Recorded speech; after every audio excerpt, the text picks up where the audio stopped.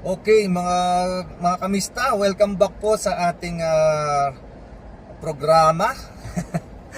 At isang masayang pagbati at mapayapang pagbati po sa inyong lahat. Ngayon po ay pag-uusapan natin ang nangyayari dito sa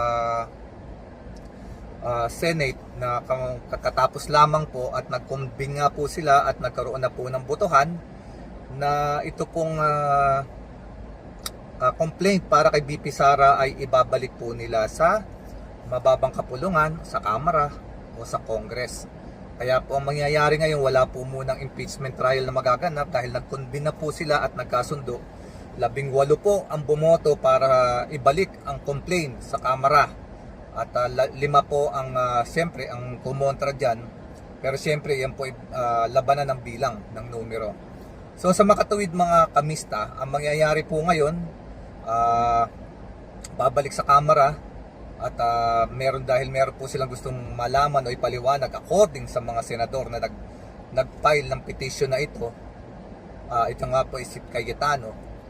So ngayon po, pakinggan muna natin. Ito po ang nangyari ha. Pakinggan po muna natin para malaman na lahat. Natatapos lang na balita. Sa boto 18-5, inaprubahan ng Senado na nag-convene na bilang impeachment court ngayong gabi ang mosyong ibalik ang articles of impeachment laban kay Vice President Sara Duterte sa Kamara. Saksi live, si Rafi Tima. Rafi?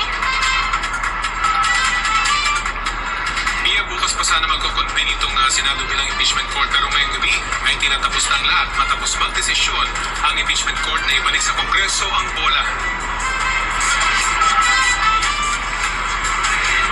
18 affirmative votes, 5 negative votes, 0 abstention. The motion of Senator Cayetano is carried.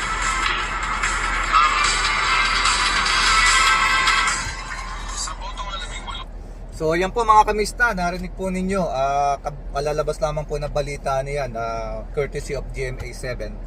So ngayon po ang boto is 18 and 5. 18 bumoto para ibalik sa Kamara, 5 bumoto para ituloy sana yung impeachment. So mga kamista, kung wag po kayong yung mga pro impeachment po diyan, wag po kayong malungkot. At yung naman po mga anti-impeachment diyan ay wag din po kayong magsaya. Ganun lang po kasimple ito kasi hindi pa rin po tapos ang labanan dahil marami pong hindi nakakaalam. Meron pong mga leeway or mga ibang paraan para maobliga ang Senado na ituloy ang impeachment complaint dito kay BP Sara. Marami rin po sa mga senador natin ang hindi nakakaalam nito. Ewan ko lang kung alam ito ni Senator Bato at Senator Robin Padilla na talaga namang puro pagtatanggol at pagpigil ang ginagawa. Todo pigil, todo kontra sa impeachment po nitong si BP Sara. Itong si Bato, pilit na nagpapail ng resolution, de facto resolution para ihinto po yung trial, yung pong impeachment. At ito naman si Robin Padilla, nagfile pa rin ng petition last minute para i-terminate ang kaso, ang impeachment trial nang walang hearing. Talagang tulongges mga kaibigan, mga kamista. Hindi alam mga pinaggagawa, hindi nila alam ang kanilang mandato. So mga kamista, ito po ang punto dyan. Para sa mga anti-impeachment dyan, wag po kayong magsaya kasi marami pa pong avenue para sa mga lawyer. At para naman po sa mga pro-impeachment, wag po kayong malungkot kasi meron pa rin pong leeway o avenue ang ating pong mga prosecutor na abogado from the lower house sa Kamara. Ito po yung tinatawag na writ of mandamus. Ipapaliwanag ko po sa inyo kung ano po yung writ of mandamus. Ito po ha, sandali lang. Babasahin ko po. Ito po ay makikita rin nyo, i-google nyo lang. I-type nyo lamang po what is writ of mandamus. Yung writ of mandamus, ang spelling po nun, W-R-I-T. Writ mandamus. May space po yan. I-google nyo po lamang at makikita nyo po ang ibig sabihin niyan in legal term. Ito po ang ibig sabihin niyan. In the Philippines, a writ of mandamus is a legal tool used to compel a government entity, official, or tribunal to perform a specific duty or act that is legally mandated according to the Supreme Court. It's essentially an order from a court directing a government official to fulfill their obligation. So sino po ba dito yung government entity? Ang government entity po, yung pong Senado.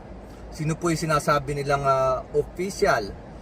Yun po yung mga politicians na gumaganap doon sa isang government agency. Tribunal. Ano po ba yung tribunal? Ito po yung Senate. To perform duty or act that is legally mandated according to the Supreme Court. Na kinakailangan lang umakto or gampanan ang kanilang tungkulin ayon sa minamandated o mandato ng batas. So ngayon po mga kamista, ito sa aking pananaw lamang ha. Ewan ko baka isa ito sa mga card na iniintay ng Senate ng mga prosecutor kasi tahimik lang yan, siyempre mga taktika yan, labanan yan ng mga magagaling yung talagang may utak at may alam. So itong sa tingin ko itong mga prosecutor gusto nila talagang magkaroon ng kung ano yung stand ng Senate. So ngayon lumabas na po yung stand ng Senate, gusto nila ibalik po ito sa Kamara. So para po sa mga prosecutor, ito ay isang avenue o isang daan na rin para mailabas nila yung ilang card nila kung paano nila mauobliga ang Senado na gampanan ang kanilang tungkulin. At ito nga po yung tinatawag na writ of mandamus. Sigurado ako kung ito ay isa sa mga card ng mga prosecutor, magpa-file po ngayon. Magpa-file ang mga prosecutor mismo sa mas mataas na hukuman sa Supreme Court. Sila po malamang ay mag-file ng writ of mandamus kasi ito lamang po ang pinaka best way for them para maglabas na po ang Supreme Court ng kanilang interpretation ng kanilang pananaw sa batas po. Sila po mismo ang mag-i-explain niyan para sa mga senador natin na walang nalalamang kung hindi pigilan ang hustisya. So ngayon po pag nakarating na po yung petition ng mga congressman o ng ating prosecutor sa Supreme Court, mag-o-order po ngayon ang Supreme Court sa Senate. Nagampanan po nila ang kanilang mandated task bilang isang senador at ayan nga po ang nilalaman po nitong mandato ng gobyerno ng sanligang batas ng konstitusyon ay gumanap ang mga senador bilang judges, dinggin ang impeachment complaint ng lower house. Wala po silang magagawa ngayon doon. Oras na ibinaba ng Supreme Court ang order ng writ of mandamus sa Senate, wala na pong magagawa. Kahit po magmura, maghamon ng suntukan itong si Bato at saka si Robin Padilla, wala na po silang magagawa.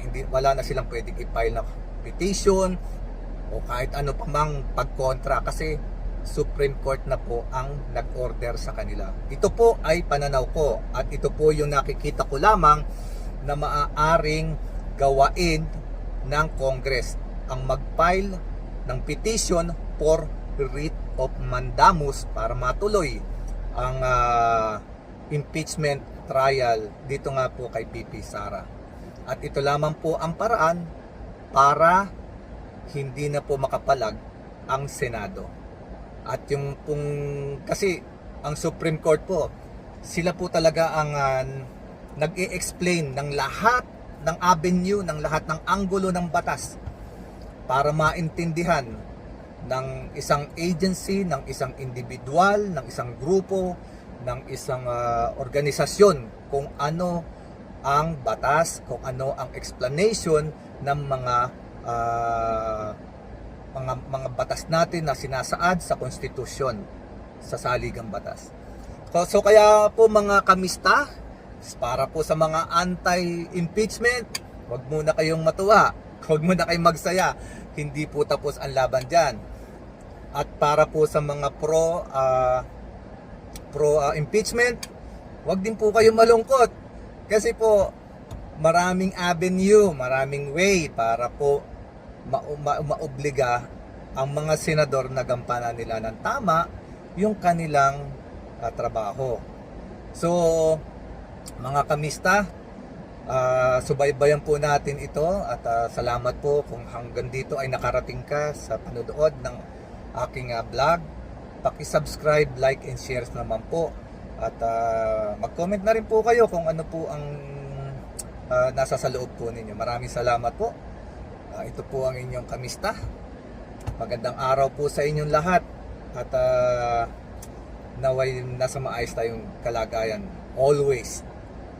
Hanggang sa muli mga kamista.